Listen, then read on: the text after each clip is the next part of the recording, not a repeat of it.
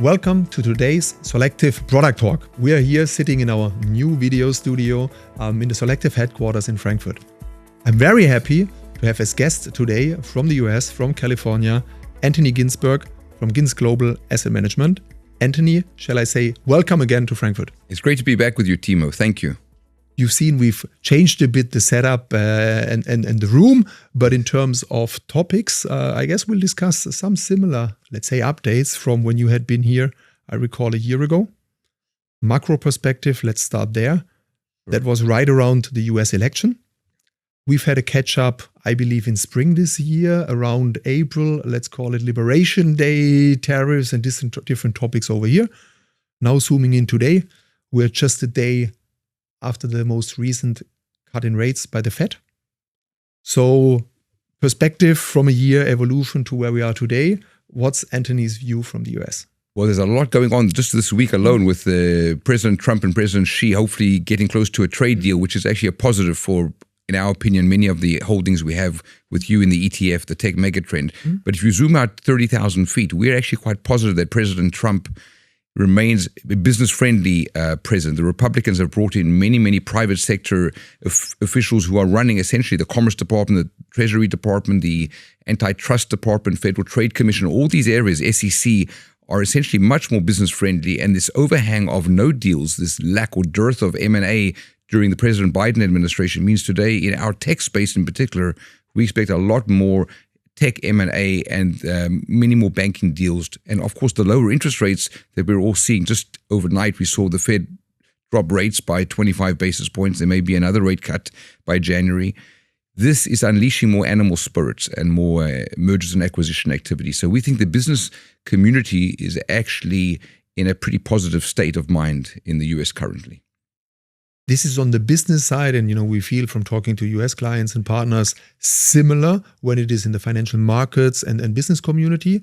But and I know you're from California, West Coast, that's probably not the, how can I say, average American and common people as well. But what's the mood perspective from the average American, Midwest, whatever we want to say? Right. There absolutely is concern, as there might be in Germany and in Europe, that the American dream for young people, for graduates to get jobs, this AI overhang that maybe we just saw Amazon this week lay off tens of thousands of staff. And this is white-collar workers. So I've got kids who are in their 20s and are nervous. They say to me, Dad, are we going to be able to get jobs, or should we all become AI data scientists? So there's absolutely a challenge in the labor market. The reason we think the Federal Reserve are going to lower rates even further is because not just that inflation has luckily come down somewhat, but it's actually because the labor numbers are increasingly bad. They're weak numbers. We're averaging 100,000 plus jobs per month in the US. Now we're down to maybe 20, 30,000. Of course, the government is shut down, so we don't even know what the latest numbers look like. But yes, absolutely. In California, people are leaving California. Elon Musk left California. It's not a business-friendly state. So if you're operating a factory, you move to Texas, you move to Florida, you move to some other places like Tennessee. And frankly, our governor in California is trying to run to be the next president of the United States. He may look good, but a lot of his policies economically have not been good for California. We have a homeless problem. We have other challenges there. So frankly, the Republican Party is really seen as a business-friendly party, and California and New York remain very much blue Democratic states. And as you know, New York has got electing probably a pretty socialist-friendly mayor soon. So there are challenges on both the East and the West coasts. And this is the more, let's say, domestic picture within the United States. Yes. If you zoom out a bit from that and you look more geopolitical landscape, you've just mentioned Xi meeting with Trump, that's China, and the US. Now I'm obviously asking from a European perspective. So what's the more global landscape and view, again, from a US perspective? Yes. Well, I think the Americans voted in Trump, frankly, because the working class Americans were fed up that America basically was getting perhaps the raw end of the trade deal. So there was support for tariffs. I personally don't think tariffs are a wonderful thing, but there's a sense that if you get low tariffs, like the UK has a 10% tariff deal. The EU doesn't have such a good deal. But getting a deal with China over the line now is very important.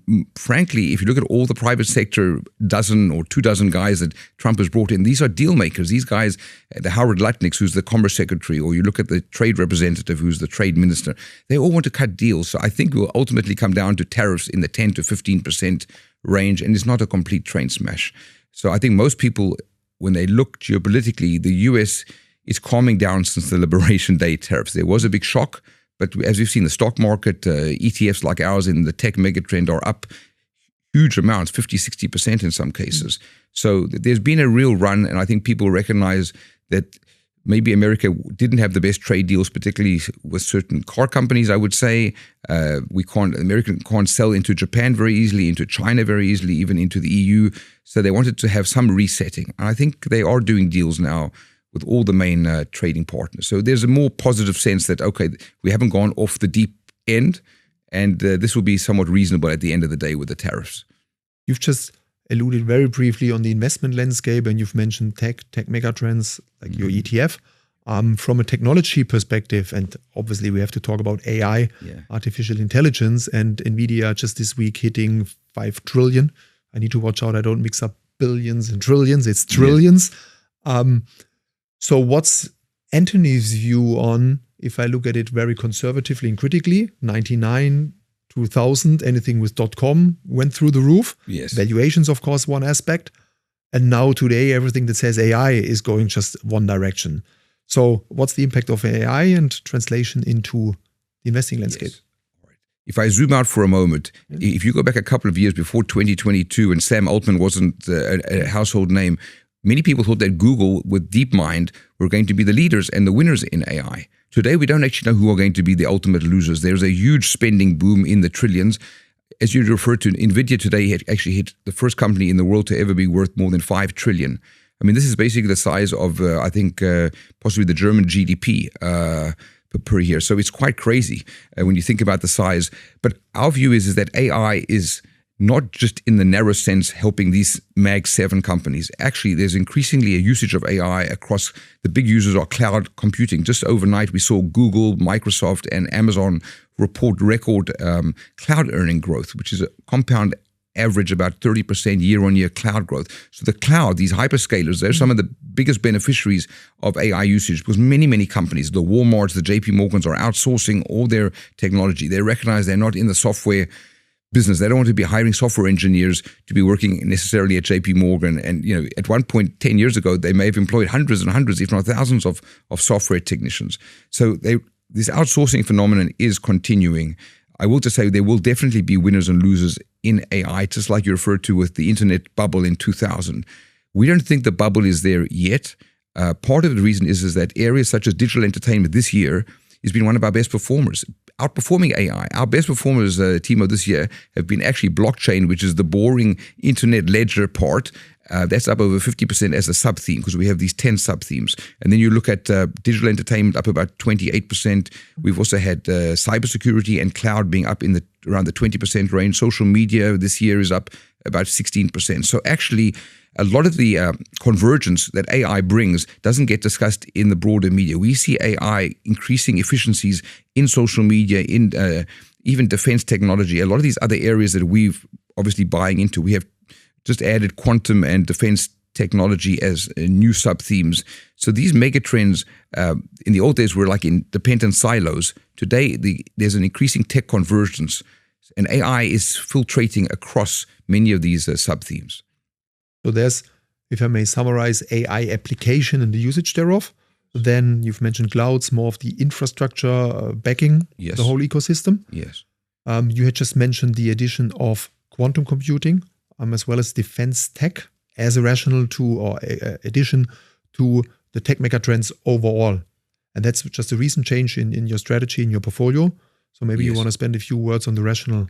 Yes, so the interesting thing about why we added quantum is it's similar to the issue for the Americans where President Trump has added a whole AI technology czar basically in the White House that they never had under Biden. We've got these private sector guys trying to create basically a roadmap and regulations in Congress, even though Congress doesn't agree with too much or too many things. They're creating basically new regulations, new legislation on AI now in the US. So I think the point is they see it as a strategic imperative geopolitically to be at the forefront. This is the Trump administration, both in AI and in quantum. There were just reports that we have 5 quantum holdings that we recently added.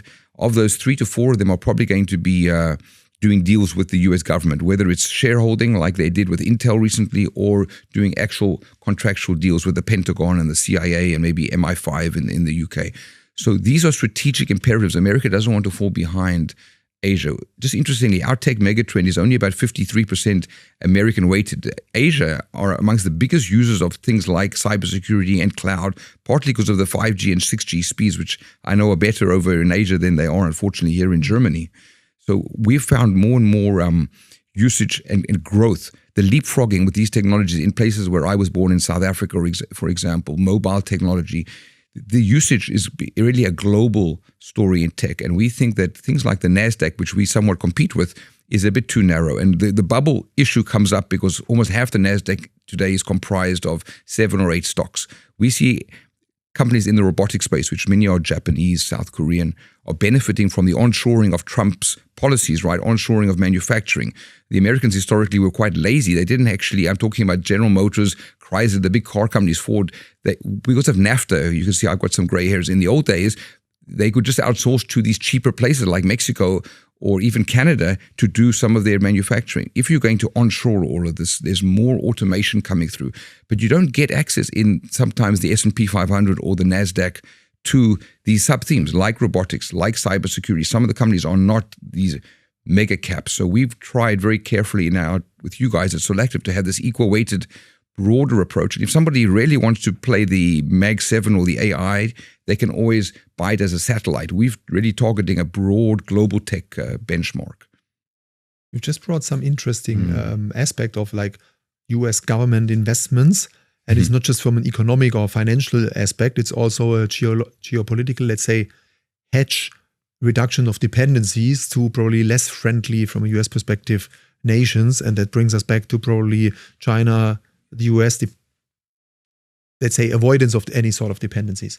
Okay, this is a very good question. Actually, we've seen a split internet now for almost a decade. And the reason we went and have 14% exposure to China, like Alibaba, Baidu, Tencent, these different holdings, is we see these as the leaders or champions that President Xi and the Chinese leadership have already announced more than 10 years ago. These are huge cash-generating machines. I mean, so the cloud leader in China is Alibaba, and probably Alipay will also be a leader there. We don't think you can ignore it if you're a tech investor, if you're looking at broad mega trends over the next decade or two. So we have Japan at about 7% weighting. But as I say, our biggest weighting is in Asia is actually China.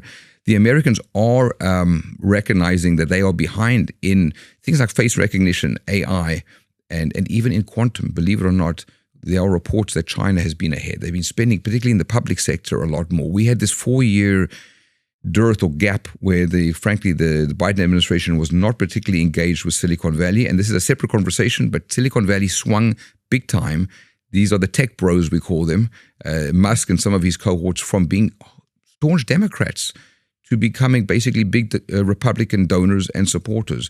Mark Zuckerberg, a lot of these guys have switched. And part of it is that they were hamstrung, Timo, from doing deals in other areas like cybersecurity, like cloud. They wanted to get into social media. The biggest deal under the last 4 years, a lot of them were blocked, was actually Microsoft buying this gaming company, Activision, for about $70 billion. And IBM did a deal also to buy some cloud source business. But the truth of the matter was there has been a huge overhang and lack of deals. And most of these guys recognize that the Republican administration, frankly, is more business friendly. So that's why you've seen a big shift in Silicon Valley. And there is a geopolitical element to it. You've just mentioned various of the broader themes within technology. If we really zoom granular, I remember you were the very first one I've ever spoken to that actually rode on a robo-taxi over in, I believe, Los Angeles. Yes. So has there been any more recent, Anthony, how can I say, experiment with a new technology or application? You talk face recognition, anything that like stands out as a product that you've used? Well, just to calm everybody down, the reason I think Tesla is not a car company, even though we have one of our sub-themes is future cars, EVs, I don't think Tesla can really compete with BYD and NIO cars in terms of the volumes. Those guys, I believe, BYD, we own it, it's got 5 million cars production a year. Tesla's maybe 2.5 million. So we are backing Tesla. Why?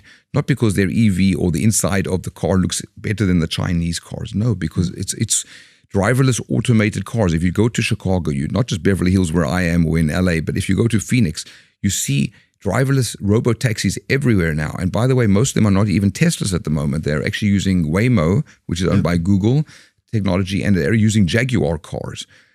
It looks like my grandkids and your kids who are younger than mine will not have to necessarily be driving. It's a robot company, Tesla, that happens to have wheels around the robot.